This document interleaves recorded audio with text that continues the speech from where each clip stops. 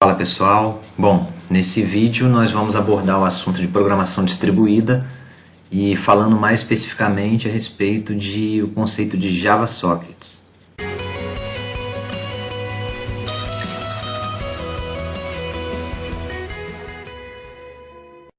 A programação distribuída ela tem a ver com o estabelecimento de comunicação entre diferentes processos e ela pode ser implementada utilizando diversas linguagens de programação. Nesse vídeo nós vamos abordar a implementação dessa comunicação utilizando o conceito de sockets através da linguagem de programação Java. O roteiro que nós vamos seguir na apresentação vai ser um roteiro de introdução para o conceito de sockets, né, tipos de sockets, mais especificamente sockets TCP, a gente vai falar um pouco disso. E num segundo vídeo, num segundo momento, serão abordados, né, vai ser abordado um conteúdo mais prático que tem a ver com os códigos mesmo em Java para a implementação de sockets. Bom, sockets, né? Os sockets eles oferecem fluxo bidirecional, ou seja, eu posso, por exemplo, ter uma máquina que está rodando um processo e uma outra máquina que também tem um segundo processo rodando nessa máquina. O que seria processo? Seria um programa em execução. Então eu poderia fazer com que esses dois programas eles pudessem se comunicar. Então eu fiz um programa em Java que está rodando numa máquina e fiz um segundo programa em Java também que está rodando numa outra máquina. E eles estão se comunicando, né? Essa comunicação, esse canal de comunicação, ele é chamado de socket, ok? É esse fluxo bidirecional. E os dados que podem trafegar por esse canal de comunicação podem ser tanto objetos quanto inteiros, caracteres, né? Qualquer outro tipo de dado que eu puder definir na minha programação. Uma característica importante em relação, né, aos sockets é justamente essa, é fazer com que os programas eles possam, né, se comunicar em pontos diferentes. Eles podem estar em máquinas diferentes, programas podem estar em máquinas diferentes, mas mesmo assim trocando informações. É lógico que os sockets eles permitem que essa comunicação aconteça localmente, então eu poderia ter na minha própria máquina dois programas rodando, por exemplo, e se comunicando através de sockets, mas eu posso ter, como foi dito anteriormente, programas rodando em máquinas diferentes, em locais diferentes. Os sockets, né, esse tipo de comunicação, de estabelecimento de comunicação, ele é utilizado também para implementar protocolos de serviço de rede, como protocolo HTTP e DNS. Então, quando a gente acessa uma determinada página, né, internamente, né, a gente está falando de um nível mais baixo, esses protocolos eles são implementados através de sockets. E algo importante de comentar a respeito de sockets é que a possibilidade dessa comunicação faz com que eu possa ganhar em escala em termos de processamento. Então, por exemplo, eu tenho um algoritmo muito complicado para poder rodar na minha máquina. Eu poderia subdividir esse algoritmo e fazer com que uma segunda máquina pudesse rodar parte desse algoritmo complexo. E esses dados, né, eles pudessem, né, esses resultados que seriam conseguidos através da máquina 1 e da máquina 2, eles poderiam ser mesclados, né, num momento futuro, mas de forma que eu pudesse aproveitar o processamento da máquina 1 e o processamento da máquina 2. Então um problema que talvez fosse um problema complicado para poder rodar com o processador existente e memória existente, né, os recursos existentes em uma única máquina, de repente ele não é tão complicado assim de ser rodado utilizando esses dois recursos, né, tanto de processamento quanto de memória. A maioria das aplicações que utilizam sockets, elas funcionam com uma arquitetura de cliente-servidor. Então existe uma máquina, que é a máquina cliente, e existe uma segunda máquina, que é a máquina servidora. E aí esse canal bidirecional, esse canal onde as informações elas vão trafegar, eles podem utilizar, o socket ele pode ser implementado utilizando TCP ou o protocolo UDP. E aí nós vamos abordar no slide da frente quais são as principais características que fariam com que nós optássemos por utilizar um protocolo em detrimento de outro protocolo. Mas basicamente o funcionamento aqui importante é que uma determinada máquina, que é a máquina servidora, ela abre uma determinada porta nessa máquina servidora e fica aguardando requisições de conexão de uma máquina cliente. E a partir do momento que essa máquina cliente fizer uma solicitação de conexão e esse canal de comunicação ele for estabelecido, os dados eles vão trafegar por esse canal bidirecional utilizando um desses dois protocolos aqui de comunicação. Bom, então quais são os tipos de sockets que nós poderíamos implementar utilizando a linguagem Java ou qualquer outro tipo de linguagem? Nós poderíamos utilizar um protocolo baseado em fluxo, que seria TCP, ou uma comunicação baseada em pacote, que seria UDP.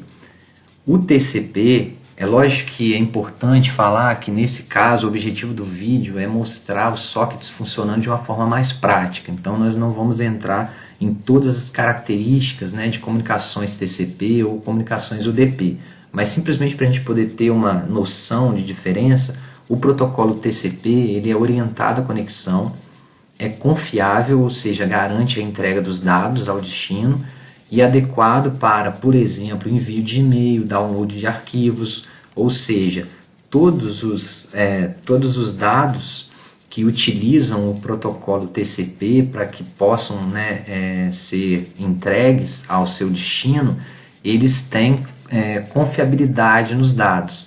Existe uma confirmação de cada uma das partes desses dados em relação à entrega bem-sucedida ou não. No caso do protocolo UDP, ele é um protocolo não orientado à conexão, não confiável, porque alguns dos dados eles podem ser, algum desses pacotes, eles podem ser não entregues e nós não temos a garantia dessa entrega e nem a confirmação, se esses dados foram ou não entregues. E eles são comunicações, esse protocolo é um protocolo mais adequado para comunicações do tipo de fluxos de dados em tempo real, vídeo, voz. Então quando a gente está, por exemplo, participando de uma videoconferência, o que a gente está querendo mais é a velocidade. Então um determinado pacote ele pode ser perdido e a gente ficar sem, de repente, ter alguns milésimos de segundo de um determinado vídeo de alguém que está participando daquela webconferência, mas isso não vai comprometer o entendimento daquela ideia que o conferencista está querendo passar. Então a gente está ganhando em velocidade, mas perdendo em termos de confiabilidade. No caso do protocolo TCP, seriam em aplicações onde a gente não pode perder dados. Então quando você está baixando um arquivo, por exemplo, você não pode perder um pedaço daquele arquivo, porque senão isso pode comprometer o conteúdo completo do arquivo. No caso específico do nosso vídeo aqui, nós vamos abordar o protocolo TCP. Então tudo que for falado daqui para frente, todos os exemplos de código que forem mostrados, vão ser códigos voltados para o protocolo TCP, justamente por conta dessa confiabilidade e por conta dos tipos de aplicações que nós vamos utilizar como exemplo, que são aplicações em que os dados eles não podem ser perdidos. Então, como que funciona o socket TCP, utilizando uma comunicação baseada no protocolo TCP? Bom, o servidor ele vai disponibilizar um socket e aguardar o recebimento de uma solicitação de comunicação. Então, nesse passo 1 aqui, o que acontece? A porta de conexão é aberta no servidor. Então, o servidor é uma máquina, é um computador, e ele tem vários processos que estão rodando dentro dele, tem vários programas que estão rodando dentro dessa máquina aqui. Para o estabelecimento de comunicação, para o estabelecimento de conexão de uma outra máquina com o servidor, existem algumas portas que são possíveis de serem abertas. Logicamente, são aquelas portas que não estão sendo utilizadas por outros processos. Então, uma dessas portas que está disponível, ela vai ser aberta a partir do momento que esse servidor disponibiliza um socket de conexão para que outras máquinas possam fazer requisição de comunicação. O cliente vai executar um socket para se comunicar à máquina servidora. Então, o passo 2, existe a requisição de conexão por parte do cliente a um determinado servidor. Caso não ocorra problemas, o servidor vai aceitar essa conexão e vai gerar um novo socket. Então existe um socket para a conexão e agora vai ser gerado um segundo canal de comunicação que vai ser um socket justamente para comunicação. E aí esse socket é gerado numa nova porta que não importa muito, não tem muita relevância para a gente qual é esse número de porta aqui, mas o importante é que esses dados eles vão ser transmitidos a partir do momento em que o servidor aceitou a comunicação, a conexão, a solicitação de conexão por parte do cliente.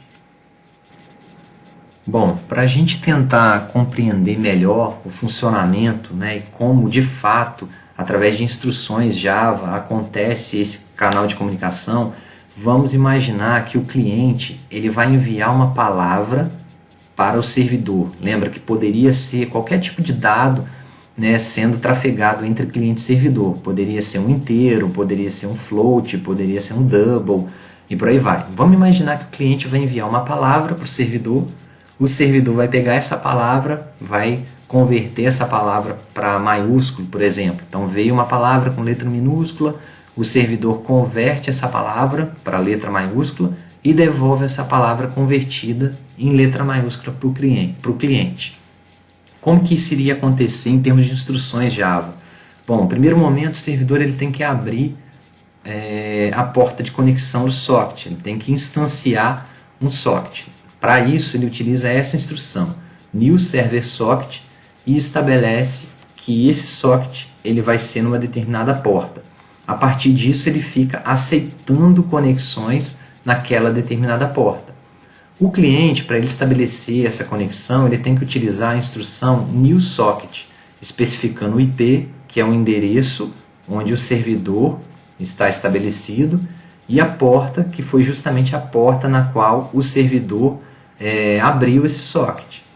Tendo feito isso e tendo obtido sucesso e essa conexão, né, tendo sido estabelecida, a partir desse momento o servidor ele vai ficar aguardando dados. E como foi no nosso combinado aqui, ele vai aguardar dados do tipo string, por isso ele vai ficar lendo esse read UTF aqui. Se fosse, por exemplo, int, ele ia dar um read int, read double, read float, mas nesse caso ele vai ler nessa codificação UTF, que significa que ele vai ler uma string, ele vai ler uma palavra. Então o servidor nesse momento está aguardando a leitura de uma determinada palavra, um envio de uma determinada palavra. Quem vai enviar essa palavra? É o cliente. Então para isso, o cliente vai utilizar esse método writeUTF e vai enviar a palavra, imaginando essa palavra em letra minúscula, né, como foi o combinado.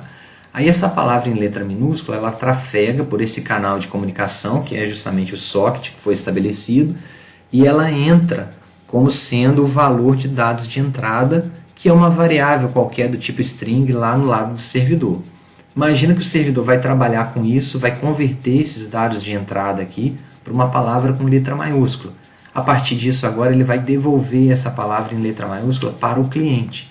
Então nesse momento aqui, depois de ter escrito a palavra em letra minúscula, o cliente vai ficar aguardando uma leitura de dados que vão ser trabalhados no lado do servidor e vão ser lidos aqui no lado do cliente. Então o servidor foi, converteu essa palavra que estava em minúscula para toda maiúscula e agora o servidor dá um write UTF nesses dados que foram trabalhados e agora é uma palavra com letra maiúscula. Essa palavra com letra maiúscula ela chega no lado do cliente, o cliente lê o conteúdo dessa string através de read UTF, guarda em dados de entrada e, por exemplo, mostra na tela, vamos supor. E aí foi estabelecida essa comunicação utilizando sockets, né, TCP, do tipo TCP, tanto é que tem todo esse estabelecimento de conexão, se fosse o DP não teria, né, esse estabelecimento de conexão. E a partir disso, todos os dados eles já foram enviados, entregues. É lógico que se fosse um outro tipo de aplicação, um outro exemplo, poderiam ter várias trocas de mensagens, né? Mas nesse caso foi o envio de uma palavra com letra minúscula e a devolução dessa palavra com letra maiúscula. A partir do momento, se cliente e servidor não tiverem mais nada para poder comunicar, aí eles vão fechar agora o socket. Então o servidor ele fecha o socket que ele tinha aberto anteriormente e o cliente faz o mesmo. ele também fecha o socket que tinha sido aberto anteriormente. Então essa é uma visão um pouco mais baixo nível do que o slide anterior tinha mostrado, já começando a falar de alguns métodos que vão ser utilizados na linguagem Java para a implementação de sockets. Quando a gente for implementar sockets utilizando Java, o pacote que vai ser mais importante para a gente vai ser esse java.net. Mais especificamente, as classes socket e server socket, que foram inclusive duas classes que tinham sido mostradas nos slides anteriores. Eu coloquei também o java.io.data input stream, data output stream, object output stream e object input stream, porque apesar de elas não serem, elas estão até um pouco mais apagadinhas aqui, porque elas não pertencem ao pacote java.net, mas elas vão ser também bastante utilizadas para troca de informação. Então, a partir do momento que foi estabelecido um canal de comunicação, os sockets começar a existir, os dados eles vão trafegar por esse socket utilizando objetos instanciados a partir de alguma dessas classes aqui. Para tentar deixar mais claro algumas possibilidades de utilização de sockets, nós vamos exemplificar através de dois programas que utilizam interface gráfica com o usuário.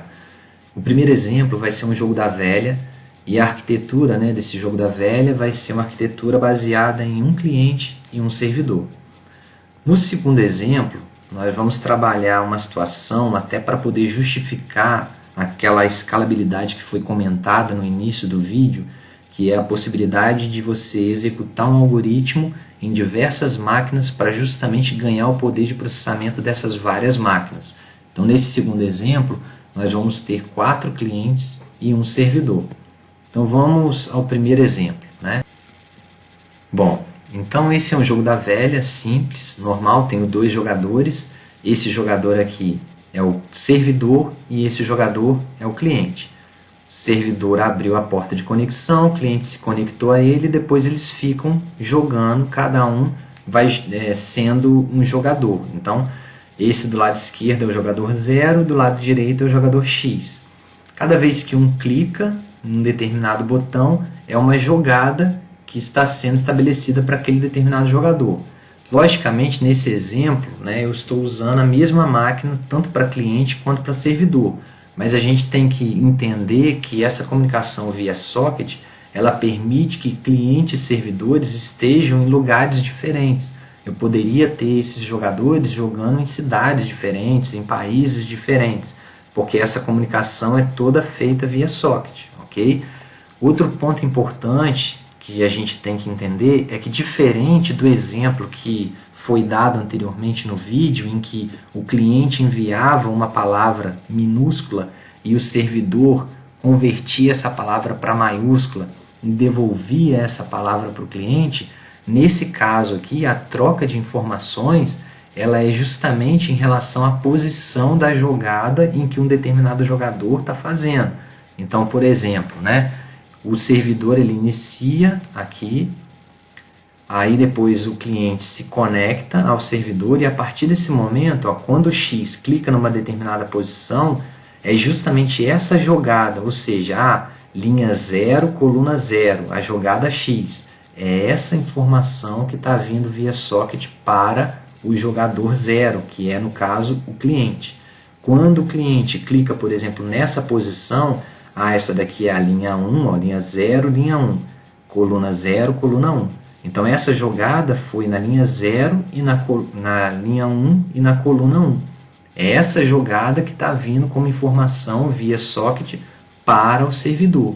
Então, cada jogada que um determinado jogador faz, ela vai via socket para aquele outro jogador, para que ele então consiga mostrar a jogada. Então, quando o cara clica em 0 aqui, isso é exibido também no lado do servidor, justamente porque essa jogada ela foi enviada via socket para o segundo jogador. Então, agora a gente vai concentrar no lado direito superior, depois que ele voltar a repetir aqui, para verificar como se dá essa comunicação. Então, a primeira coisa, o servidor vai iniciar agora. Então, eu tenho uma porta que foi aberta no lado do servidor. Cliente se conectou. Cliente se conectou. Agora o servidor começa a jogar. Joguei. Então ele passa a jogada dele, 0, 0. Agora o cliente vai jogar. Passou a jogada dele, 0, 1. O servidor vai jogar. Vai passar a jogada dele, 1, 0. Ele está passando linha e coluna em que ele está jogando. Agora, 1, 1. E por fim, a última jogada foi passada 2, 0. E nesse momento o vencedor foi o jogador X. Então agora a imagem vai continuar se repetindo aqui, mas o importante é a gente entender isso, que a comunicação que está acontecendo entre cliente e servidor é justamente em relação à jogada que o servidor está fazendo e a jogada que o cliente está fazendo. E através dessa comunicação a gente consegue a lógica do jogo da velha e fazer com que pessoas em lugares diferentes possam utilizar sockets para poder jogar esse jogo da velha. O segundo exemplo é uma situação um pouco diferente. Então, nesse caso, a gente tem 4 clientes e um determinado servidor. Qual que é a ideia? Né? Sem a gente ficar preocupado com aquilo que já está rodando aqui, porque ele está rodando rapidamente aqui, a ideia é o seguinte: eu tenho uma aplicação que o objetivo dela é calcular a quantidade de números primos existentes de 1 até 100 mil. Mas eu não implementei essa aplicação para rodar em uma máquina somente, em um processo somente. A ideia de programação distribuída e a utilização de sockets permite que eu possa dividir o meu trabalho. Então, nesse caso, qual foi a ideia de divisão aqui? O cliente 1, ele vai calcular os números primos existentes de 1 até 25 mil. Então, quando um determinado cliente se conecta ao servidor, o servidor passa um intervalo de cálculo para ele. E quando é o primeiro cliente a se conectar, o intervalo que ele vai receber é, olha, calcula os números primos de 1 até 25 mil. Depois, quando um segundo cliente se conectar ao servidor, o servidor vai passar um novo intervalo para ele, de 25.001 até 50 mil. Então, todos os clientes eles vão calcular a quantidade de números primos existentes no intervalo de 25 mil números. Só que, logicamente, o início e o término desse intervalo vai variar de acordo com o cliente. E a ordem de conexão desses clientes é que vai fazer com que eles recebam um determinado intervalo ou outro intervalo. Então, eu inicio o servidor e começo a me conectar. Estou conectando rapidamente porque o cálculo é muito rápido. A partir do momento que eu clico em conectar, o cliente já recebe um intervalo para ele poder conectar e ele começa a processar esses intervalos. Então, lá dentro, internamente, no código que existe dentro do cliente, ele está verificando os números primos dentro daquele intervalo. Só que no intervalo que veio estabelecido para ele através da definição do servidor. E aí, quando ele termina de calcular, quando o cliente 1 termina de calcular a quantidade de números primos existentes, ele devolve isso via socket para o servidor. Então, qual é a comunicação via socket que acontece aqui? O servidor, ele via socket, ele passa um intervalo para o cliente. Então, por exemplo, no caso do cliente 1, ele vai passar 2 inteiros. Ele vai falar, olha, calcula do 1 até o 25 mil. O cliente 1 vai começar a calcular a quantidade de números primos existentes de 1 até 25 mil. Quando ele terminar, ele devolve essa informação. No caso aqui são 2.762 números primos existentes nesse intervalo. E aí o servidor guarda essa informação. E o servidor também envia um segundo intervalo, um terceiro intervalo, um quarto intervalo, e os clientes vão processando esse cálculo de quantidade de números primos. E à medida que eles terminam de calcular, eles devolvem essa quantidade. O servidor, no final, tem o trabalho apenas de somar essa quantidade. Então, em termos de comunicação, em termos de troca de informações, como que acontece? Vamos esperar ele começar aqui o servidor e eu boto para rodar aqui em cima, para a gente poder se concentrar aqui em cima. Na hora que ele for começar e iniciar o servidor novamente. Então, ele vai vir aqui com o mouse, vai clicar aqui no iniciar servidor, a porta é estabelecida. Depois disso, ele clica rapidamente aqui, e aí vai estabelecendo, calcula do 1 até o 25 mil.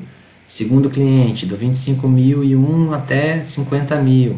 O terceiro tem um outro intervalo. O quarto tem um outro intervalo.